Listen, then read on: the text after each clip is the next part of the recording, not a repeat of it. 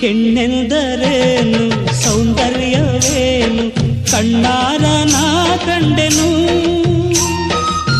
ಮಗವು ಎಂಥ ಚೆನ್ನ ನಗುವು ಎಂಥ ಚೆನ್ನ ನಯನ ಎಂಥ ಚೆನ್ನ ಅಧರ ಎಂಥ ಚೆನ್ನ ಇಂಥ ಅಂದ ಇಂಥ ಚಂದ ಎಲ್ಲೂ ಕಾಣೆನ ಇಂಥ ಅಂದ ಇಂಥ ಚಂದ ಎಲ್ಲೂ ಕಾಣೆನ.